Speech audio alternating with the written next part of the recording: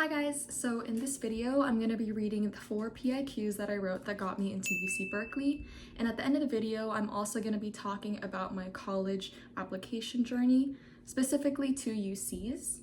So starting with the first PIQ I responded to, PIQ number 2 asks, every person has a creative side, and it can be expressed in many ways: problem solving, original and innovative thinking, and artistically, to name a few. Describe how you express your creative side. So this is the essay I wrote in response to PIQ number 2. A different approach may be all it takes to devise a solution. Thinking outside the box is how I express my creativity. Gently tapping a key, my piano teacher would ask me to guess the note. As my head turned away from the keys, I immediately knew the key he dotted was a G sharp in the 3rd octave. Every piano lesson ended with this game we called Not That Note. This was the highlight of my lessons. As much as I looked forward to playing Not That Note, I dreaded the rest of class, facing what I struggled most with: reading sheet music. Every time my eyes would scan the upcoming notes and forget to play the staccato notes, I would be told to repeat the piece over and over again. My struggle to perform my assigned piece brought me recurring frustration week after week. If I couldn't play the piece as asked, I felt I didn't measure up to my teacher's expectations of my skills. This was until I discovered audio recordings of the pieces that were in my book. Instead of picking apart each bar line or reciting "Every good boy does fine" to decipher each note, I played the audio recordings and tapped the keys just as my teacher did until I guessed the notes right. This new way of learning by ear was not only faster, but also excited me as I connected the act of learning the songs to playing Not That Note. I practiced this new skill of mine, learning by ear, to learn the songs of my favorite artists. Melodies were no longer broken, and riffs were no longer choppy. Even after I stopped taking piano lessons, I continued to hone the skill, documenting my progress online. Beyond learning a new skill, I discovered something about myself. My genuine interest in learning and music drove me to foster my skills and challenge myself. Through music, I discovered that creativity isn't all about art, but the ability to approach challenges in a unique and even unconventional way. So the next PIQ I responded to was PIQ number 3, which asks, what would you say is your greatest talent or skill? How have you developed and demonstrated that talent over time? So this is the essay I wrote in response to PIQ number 3. Glancing at a map, 4 places call my name: Trece Martes, Ho Chi Minh City, Penang, Malaysia, and Folsom. My journey immigrating from one country to another marked the beginning of my story as someone skilled in adaptation and adjustment. Jumping from one country to another initially plagued me into believing that everything was temporary: relationships, accomplishments, and lifestyle. Consequently, I was disassociated from the connections I made and the efforts I poured into commitments, and drowned myself in the fear of criticism. I still carry this mindset today, however disassociated with its negativity. Believing that everything ought to be temporary, I've learned to disconnect my emotions from my work and the words others would direct at my proposals. Pouring hours into the Young Arts Architectural Design competition, I braced myself before hitting send, putting myself in a position where I was vulnerable to scrutiny. I was faced with the most daunting step, even more intimidating than submitting my competition entry. Upon receiving feedback from my mentors, I opened my file, comments everywhere, the screen bleeding red. To me, this was not an insult to the mistakes in my work, but a testament to how I could improve my design and better convey my thought process. I constantly reminded myself that all things are temporary. While disappointment is temporary, my success is defined by the initiatives I take towards improvement. 1 hour of revisions turned into 5.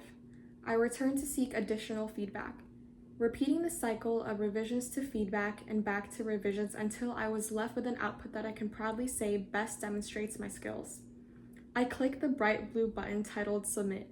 Confetti ornamented the screen in celebration of my submission. Learning to handle criticism and implement the input of others into my work is a reflection of my upbringing and adaptability in my life. Instead of hiding behind the curtains, fearing judgment, I now yearn for feedback, willing to accept criticisms, and am more eager to change. Moving forward, this is a skill I've been unknowingly training myself in my whole life, will push me beyond my limits. Alright, so the next PIQ I responded to was PIQ number 6, which asks, think about an academic subject that inspires you. Describe how you have furthered this interest inside and or outside of the classroom. So this is my response to PIQ number 6. I was moved by the 2 large forms that towered over my 4-foot stature. When I was 6, I stood below the Petronas Twin Towers in Kuala Lumpur, Malaysia. I developed a fascination for architecture, where inspiration can be found to create the concepts for designs and how an idea could come into fruition. In my civil engineering and architecture class in 11th grade, I learned the basics of drafting and rendering. The course focused on architecture's technicalities, site analysis, sections, and elevations, yet I was fascinated by the endless ways a building could be designed. I was advised to carry a sketchbook everywhere by the mentor who I met through the class. I complied, though at the time I didn't understand why. I entered an architectural design competition. I stared at an empty void, my sketchbook. With no clue what to design, sitting at my desk for 4 hours having accomplished nothing felt agonizing. I reached for a glass of water to quench my thirst as if it would satisfy my thirst for inspiration. The water flowed freely, encapsulated by the glass. I realized that the potential for inspiration flowed freely inside of me, just trapped by my still mindset. The inspiration I was looking for was right in front of me. The question that boggled my mind since I was 6, where people gained the inspiration to develop design concepts, was finally answered. Upon hastily jotting down my ideas in my sketchbook, I opened the BIM software Revit and constructed a structure of glass panels lined by wooden slats, mirroring the transparency of my cup and the ridges circling it. The roof's overhang I manufactured in a wave pattern, replicating the flowy nature of water. From when I stood below the Petronas Towers to the lessons from my architecture class, I've always had a fascination for architecture. What captivates me most is inspiration being found all around us. I continue to find inspiration all around me, jotting sketches of everyday objects, now understanding why my mentor's greatest advice was to always carry a sketchbook. So the last PIQ I responded to was PIQ number 7, and it asks, what have you done to make your school or your community a better place? Okay, and this was my response to PIQ number 7. A buzz of notifications bombarded my phone. Ding! You've earned over 500,000 views on your reel, it read. Isolated in my room during the pandemic, communication being limited, I spent hours behind a glowing brick. With countless hours in my hands, I created a fan page for the K-pop group NCT at my leisure. The numbers multiplied. 10 likes, 254 likes, 3,552 likes, 51,127 likes. What began as a fun pastime became a community. Blinded by these numbers, I continued posting content of the band and piano covers of their songs, seeking satisfaction from the rising numbers. Pressured to keep the numbers growing, I began crafting content that better catered to my niche audience of NCT fans, posted every other day at 6 a.m., utilizing Instagram's poll and quiz story features, using all the right hashtags, upon delving into the nitty-gritty of Instagram's algorithm. It paid off. The figures kept rising. Soon enough, I hit a plateau. Giving up because of a stunt in growth consumed my mind. Ding, a notification read that a fan of the group from London decided to create their fan page inspired by mine. One message was all it took to shift my motives from likes to individuals touched. Many say they've spent hours scrolling through my content, hooked on the hilarity of my posts. Others mentioned they returned to get a quick chuckle. Some say they've taken inspiration from my account to start their own. Fans from Jakarta to Mumbai to London connected through something universally loved, music. This platform broke the walls that obstructed connection, languages, which are a barrier to our communication, and oceans that physically separate us. In times of physical isolation, my posts became my way of giving back to the community I have established, bringing laughter in times when it may be hard to even smile. Expanding my knowledge of social media, I've translated this pastime to taking the lead in social media management and projects, spreading the word on our initiatives.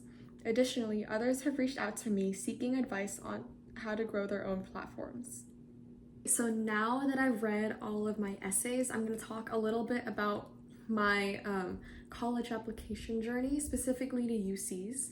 So if you guys don't know already, I am majoring in architecture, if it wasn't obvious enough, and The only UC that offers an undergraduate architecture program is UC Berkeley. So during the application season, I only intended to apply to UC Berkeley. So when I was applying, I wrote all those essays, I put in all my extracurriculars and all the steps you need to apply, but literally right before I clicked submit, I thought about it and thought, like, oh, I spent all this time writing these essays and filling out my activities and whatever just to apply to one school that I probably wouldn't get into because, yeah.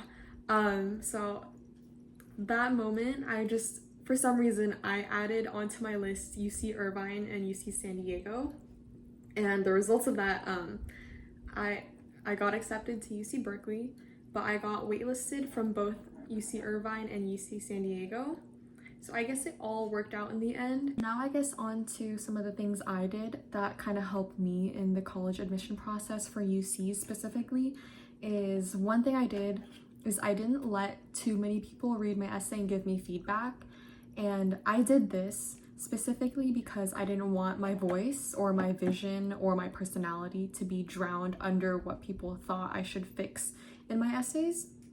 And I learned this through my portfolio and competition entry submission experience, where I would ask my mentors for feedback, but I would also ask my friends and peers and be like, hey, what do you think I should fix in this?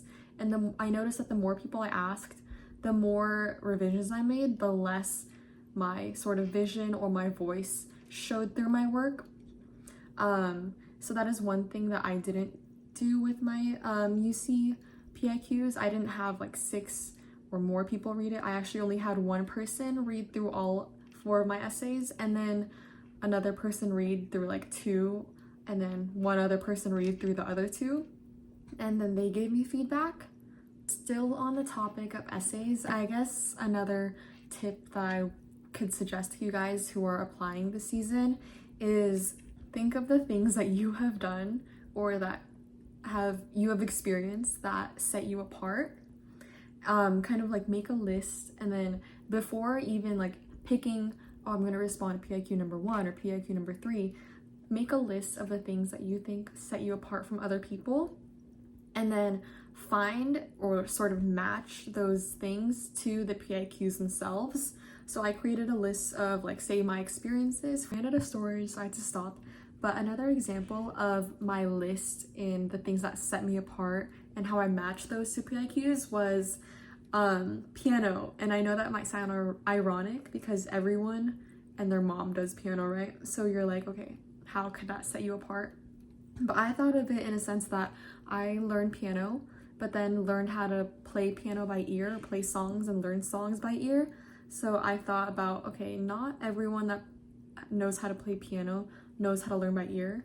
So how could I write about this? And of course, the first thing that most of you would think of when that comes to music is creativity.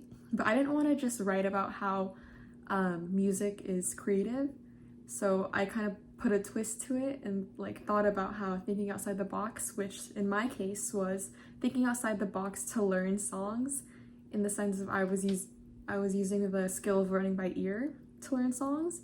So that's how I came up with the idea to write about that. And when I was applying to colleges, I was also the kind of person that would go online and watch those videos that are like, oh, the stats that got me into this college, or like the essays I wrote that got me into this college, and blah blah blah. And then the more I listened to those, the more I was like, okay, I'm kind of lost on what to do. So honestly, I just started writing. I just started writing because the more I watched those videos, the less time, the more time I was wasting and the less time I had to actually start. So trust yourself, definitely. And specific to my case, because I am an architecture major, I wanted to show that I was committed to architecture. I know that you have an activity section that only has 10 spots, I'm pretty sure, and I filled all those up with as many things architectural related that I've done. But I know that the essays are a way for the college admission officers to kind of see you as a person, and knowing that not a lot of schools offer architecture program or There aren't many like architecture opportunities for high schoolers out there just waiting to be like picked. I kind of used that to my advantage, knowing that I had experience in both my class that I took in my high school and like the different competitions I entered in. So beyond just writing this, like I did 1, 2, 3, or I did ABC, I kind of tried to write about the emotion. I don't know if emotion is the right word, but like how I felt or how like what I experienced doing the competition. So if you notice, I actually wrote about the competition in PIQ number 6, I think. PIQ number 6, yeah. So that was the Young Arts competition, and instead of just like writing about the competition itself, I've tried to write in detail of like sort of niche things. Like, okay, reading this, I'm gonna reread this line. I opened the BIM software Revit and constructed a structure of glass panels lined by wooden slats, mirroring the transparency of my cup and the ridges circling it. The roof's overhang I manufactured in a wave pattern, replicating the flowy nature of water. So I guess like the connection between my interest in architecture and sort of the technical skill that I learned through my past experiences combined into one essay kind of helped shape the narrative that like, oh, okay, she is interested enough in architecture to have taken a class, to join a competition, to be aware of like this terminology and etc. So yeah. So for my last piece of advice, essay-wise, is don't be embarrassed to write about anything, because you can really write about anything as long as you make it true to yourself. And honestly, my PIQ number 7, the one where I talked about my fan page, I was kind of like hesitant to like even write about that or talk about that, knowing that other people would be reading my essays and they would find out about me like, oh, you did this, I didn't know you did that. But you get over it.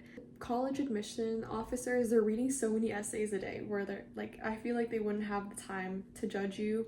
And on my PIQ number 3, talking about my greatest talent or skill, I submitted my essay where I talked about adaptability and being able to handle criticism.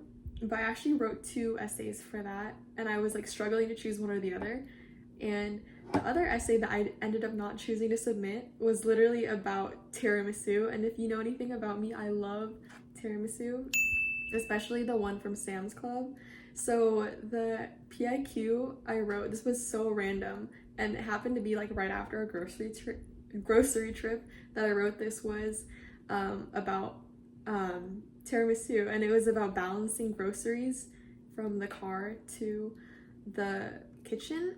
And then I wrote how like that balance of like 10 items on your arms correlated to the balance of like time, balance of workload, balance of like social life and school life and work life, etc. So you can really just write about anything. All right, so those were the 4 PIQs I wrote and submitted to the UCs. So if you have any questions or comments or concerns, you can leave them down in the comments. Okay, bye-bye.